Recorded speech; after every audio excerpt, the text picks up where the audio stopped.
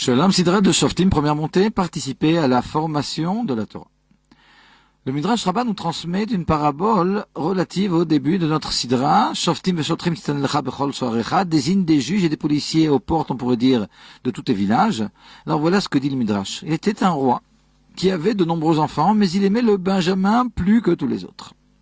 Ce roi possédait un verger qu'il aimait plus que tous ses biens. Il s'exclama: je donne ce verger que j'aime plus que tout à mon Benjamin, que j'aime plus que mes autres fils.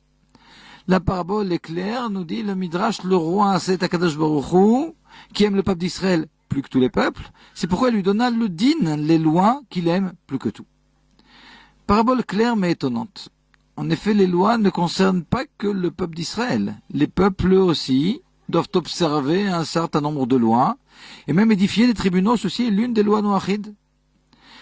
De plus, les lois demandent une réelle maturité pour être comprises. Pourquoi dans la parabole, le verger qui les symbolise est-il transmis au plus jeune des fils, le Benjamin, qui, manifestement, doit être moins vif que ses aînés? La réponse à cette question est allusionnée dans la parabole. Celle-ci, en effet, ne traite pas d'un champ, mais d'un verger. Dans un champ, poussent céréales ou légumes nécessaires à l'alimentation. Dans un verger, cependant, poussent des fruits qui ne sont pas indispensables à l'alimentation, mais qui procurent un plaisir bien particulier. Que représentent ces fruits? Le Rambam, au début du 2e chapitre des lois relatives au Sanhédrin, nous rapporte que 3 rôles sont donnés aux juges.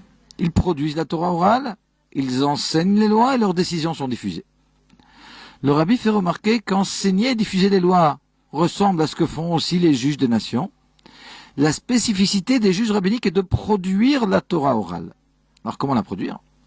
Dieu transmet au Chachamim la Torah et les règles relatives à son étude, et en s'appliquant à l'étude, les sages produisent, on pourrait dire, la Torah orale. Ils retirent des montagnes d'enseignement en appliquant les règles d'étude transmises par Dieu à la Torah écrite. Cette production, si l'on peut dire, de la Torah par nos sages est le verger dont parle le Midrash. Celui-ci n'a pas d'égal chez les peuples. Il est transmis au petit, au Benjamin, celui qui sait se faire petit pour comprendre la volonté divine enfouie dans la Torah et la dévoiler au peuple d'Israël.